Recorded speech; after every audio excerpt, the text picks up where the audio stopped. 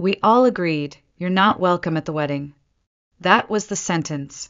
The exact words, spoken slowly, deliberately by my own mother as she looked me straight in the eye across the living room I once helped her renovate. There was no tremble in her voice, no hesitation in her gaze, just finality, and maybe even a trace of triumph. For a second, I didn't speak. I couldn't.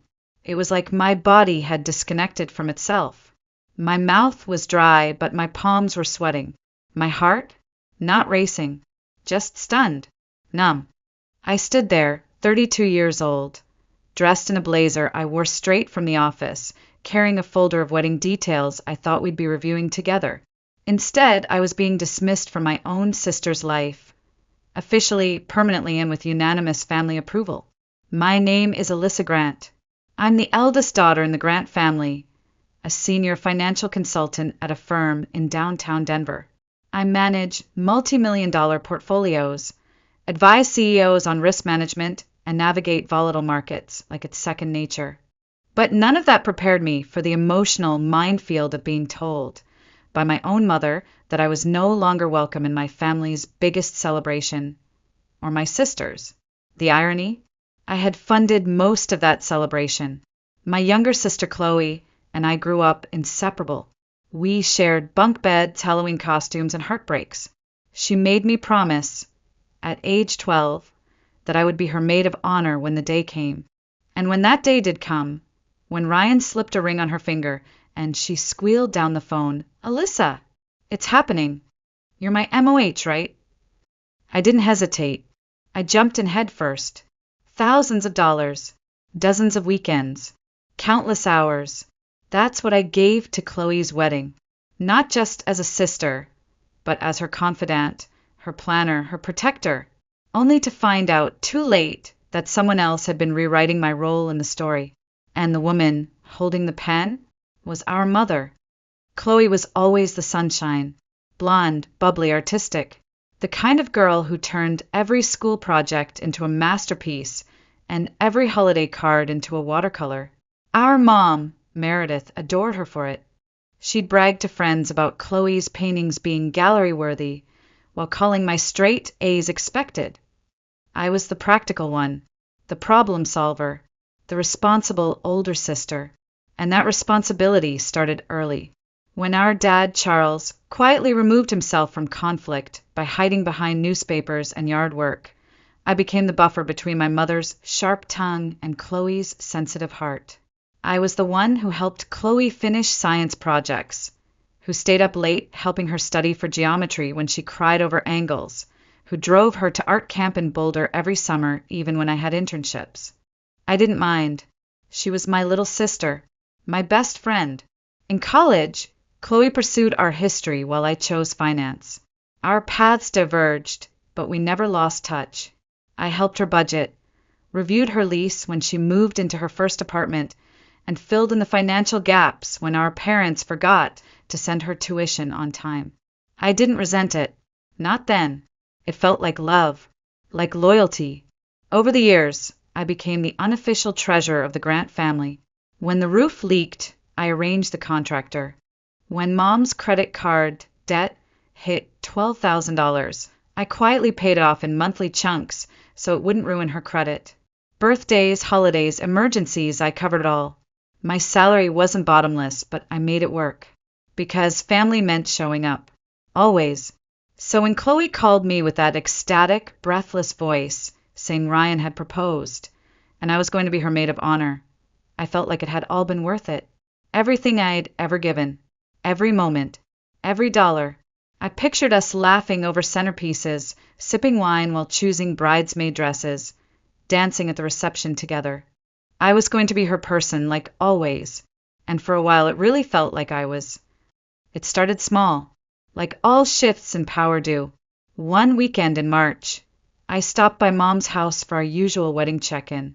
I had a binder of notes, vendors, sample menus, even a spreadsheet comparing venues based on guest capacity, lighting, and cost. Chloe had loved it. She even joked I should go into wedding planning. But when I walked in that day, Mom was already mid-conversation on speakerphone with the venue. The Aspen Ridge Estate, she said with a kind of rehearsed cheeriness. Yes, we'll send the deposit today. My daughter's getting married there this July. I stood there, blinking. Wait, Aspen Ridge? I thought Chloe and I were still comparing venues. Mom didn't even look at me. They had a cancellation. It's destiny. Then, turning to Chloe, she added with a smile, Sweetheart, it's the most picturesque backdrop for wedding photos. You'll look like a fairy tale. Chloe hesitated, glancing at me. It is beautiful, Liz. I bit my tongue. Maybe it was a harmless shortcut. Maybe Mom was just excited. I could adjust. But it didn't stop there. Vendors I had spent hours vetting were dismissed in favor of Meredith's friends. The lavender and ivory color palette Chloe and I had chosen turned into blush and gold overnight. The playlist we built together? Gone. Replaced by a string quartet Mom claimed was more elegant. And every time I raised a concern, Chloe would shrug with that apologetic smile. Mom's paying for a lot. It's just easier this way. I still paid for things, big things. The photographer Chloe adored, but Mom deemed too expensive. I covered the deposit. Custom welcome baskets for guests. I ordered them. I even started planning their honeymoon in secret, booking a private villa in Bali, because I wanted Chloe to feel the kind of magic she deserved.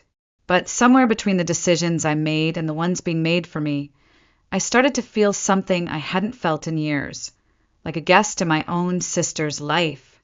And worse, like I was being quietly replaced.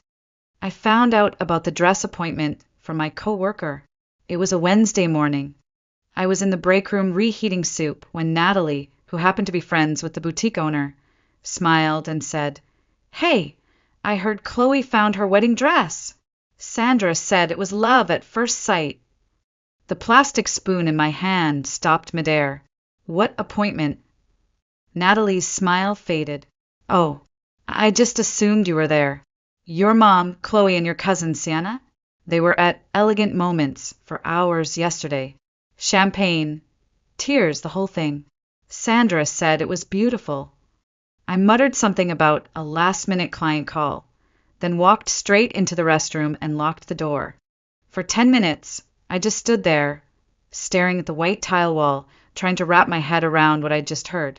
Chloe and I had talked about dress shopping since we were teenagers, pretending pillowcases were veils, rating bridal gowns in magazines. I was supposed to be there. It was always going to be us. That night I called her. Hey, how was the dress appointment? A pause. Too long. Oh, it just kinda happened. Mom had a fitting scheduled for Sienna and asked Chloe to tag along. We didn't think it'd be the real thing, but then she found one she loved. And no one thought to call me? I asked quietly.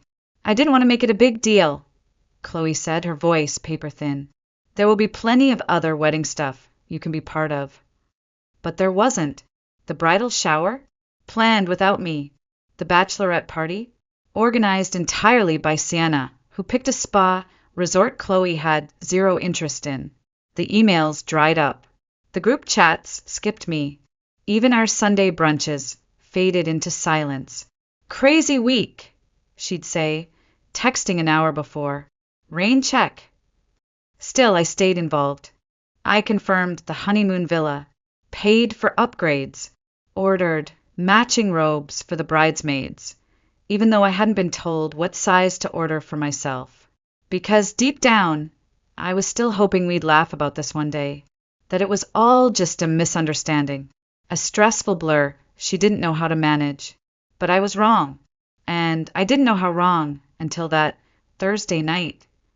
I showed up at my parents' house that Thursday evening with a folder full of budgets and vendor notes. I thought Chloe and I were going to have a heart-to-heart. Talk through the weirdness. Fix it. Maybe laugh, maybe cry, but leave with clarity. Instead, I walked into a staged ambush. Dad was already in his armchair, looking more pale than usual. Chloe sat on the edge of the couch, fingers twisting in her lap. Mom stood behind her, hand perched on the backrest like she was presenting a defendant in court. And Sienna, yes, Sienna, was in my usual spot, on the armrest, smug, but trying to look concerned. What's going on? I asked, still standing, still holding my folder. Chloe? I thought this was between us. Mom was the first to speak. Of course she was. There's something you need to understand about the wedding, Alyssa, she began, her voice syrupy and condescending. We've been discussing things as a family, and we all agreed that your involvement has become problematic. I blinked. Problematic? What does that even mean? Mom smiled like she was reading from a script. Your controlling behavior, your tendency to make everything about yourself, the way you throw money around to gain influence. It's become toxic. I turned to Chloe. Is that really how you feel? She looked up at me, finally, and her expression was a tragic blend of guilt and detachment. It's just been really stressful, Alyssa. Every time you get involved, there's tension. Mom thinks, she started, but I cut in softly. What do you think, Chloe? Before she could answer, Mom stepped forward, blocking my view. What Chloe wants is a peaceful wedding, and your presence would make that impossible. I stood there, frozen. Then Mom said it, the line she'd clearly been waiting to deliver. We all agreed. You're not welcome at the wedding. Not as maid of honor, not as a bridesmaid, not even as a guest. Silence. No one moved. Not Dad, not Sienna, not Chloe. I looked at each of them, one by one, and no one said a word. So I did the only thing I could. I nodded once, turned around, and walked out the door. I didn't cry right away. Not in the car. Not even when I pulled over because the road blurred too much through my windshield. Not when I unlocked the front door of my apartment, dropped my bag, and saw Evan standing there with hope in his eyes that evaporated the second he saw my face. I only cried when I tried to speak, and nothing came out but a sound I didn't recognize. A mixture of grief, rage, and something sharper, clarity. I told him everything. The script, the smirk, the silence from Chloe. And for once, I didn't try to explain it away. I just let it be what it was, a betrayal. They can't do this, Evan said, gripping my hand. You've done nothing but support them. Apparently, I whispered, that doesn't matter. The next morning, before the sun even rose, I opened my laptop, logged into my bank.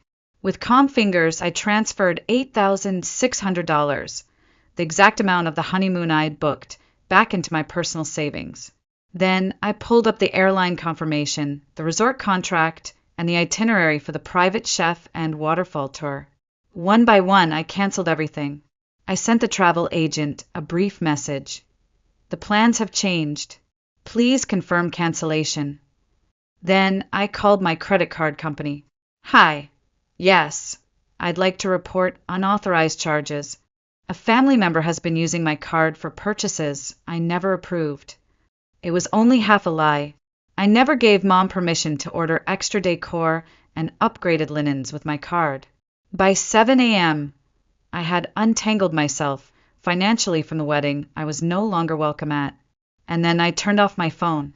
The silence that followed wasn't empty, it was liberating.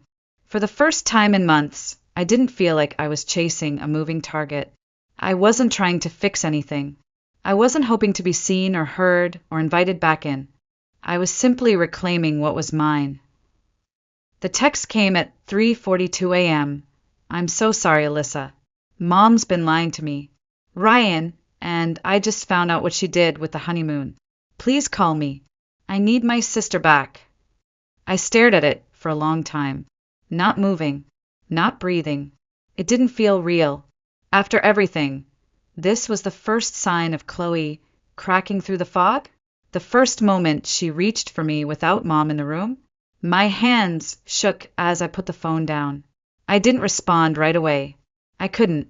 I needed answers before I opened my heart again. They came faster than I expected.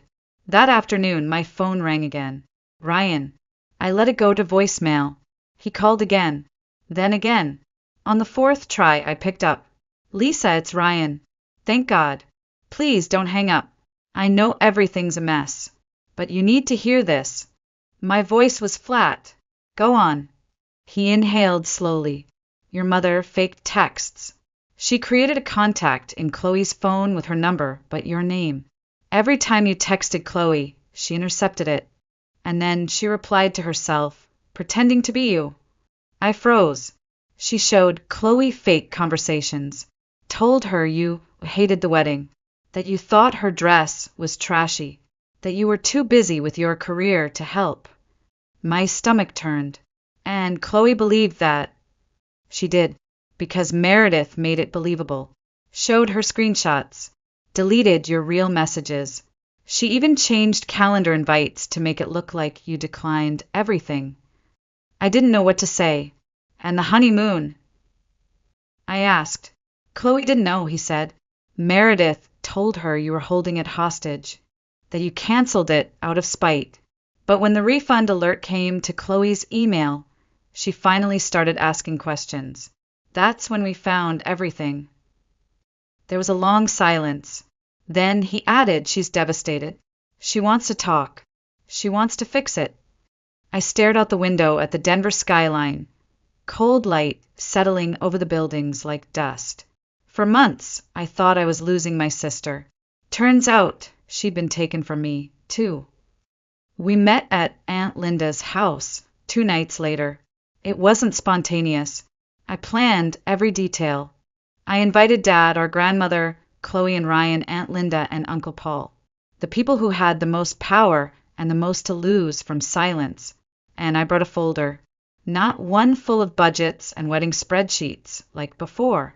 This one held screenshots, bank transfers, email receipts, and a timeline no one could ignore. Chloe arrived first. She looked smaller than I remembered. Not physically, just softer, dimmed. Thank you for coming, I said simply. I should have come a long time ago, she whispered. When the others arrived, I didn't waste time. I placed the folder on the table, opened it, and began. I'm not here for drama. I'm here for truth. I showed them everything. The real messages I'd sent. The bank records for the honeymoon. The cancellations. The charges Mom made using my card without consent. Chloe showed them the fake texts Meredith had used to poison everything between us. Aunt Linda, watching with folded arms, murmured, She did the same thing to me before she married your father. Dad said nothing for a long time. His hands shook in his lap. His eyes wouldn't meet mine. But when I was done, when the last page had been turned, he cleared his throat. I knew some of it, he admitted, voice low.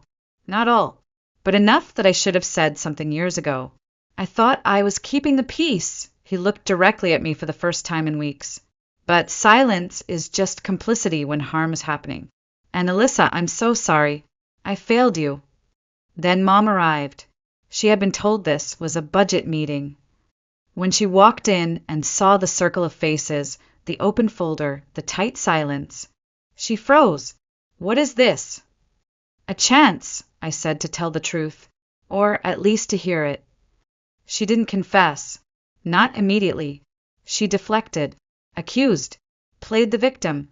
But it didn't work this time. The evidence was too clear. The room too tired of her games. And when Chloe stood up and said, If Alyssa's not in my wedding, then neither are you, something finally cracked. Even Dad, gentle, avoidant Dad, looked her in the eye and said, This stops now. The week leading up to the wedding felt like a different kind of whirlwind. Mom didn't apologize. Not really.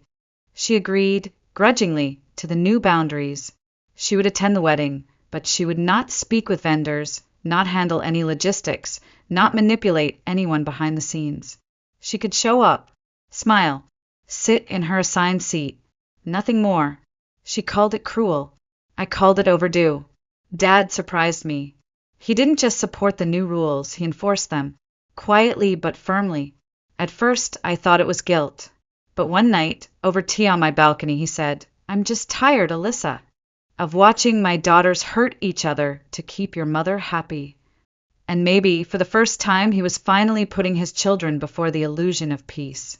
As for Chloe and me, we rebuilt. Slowly. We cried through conversations. We unpacked the years Mom had pitted us against each other. We promised to be better sisters now, not perfect, but honest. I reinstated my role as maid of honor, but with a different mindset. No more overextending. No more proving. Just presence. I rebooked a smaller honeymoon package, still generous, but no longer extravagant. This is a gift, I told Chloe and Ryan. No strings, just love. The wedding was beautiful, not perfect, but real. Chloe looked radiant. Ryan cried through his vows. I stood beside my sister, bouquet in hand, no longer trying to be everything, just being me. Mom kept her distance. She smiled for the photos, but there was a stiffness in her posture, like she didn't know how to function without control. That wasn't my problem anymore. After the wedding, Chloe and I continued our healing. I started therapy, learned to say no, learned that love without boundaries isn't noble, it's self-erasure. Evan and I got engaged a few months later. When we started planning our wedding, I looked him in the eye and said, "Small committee, clear rules, no chaos." He laughed. Deal. And maybe that's what I learned most through all of this. That family doesn't mean unconditional access to your time, your money, or your soul. Sometimes the most loving thing you can say is, "This is where I end," and you do not get to enter without permission. The word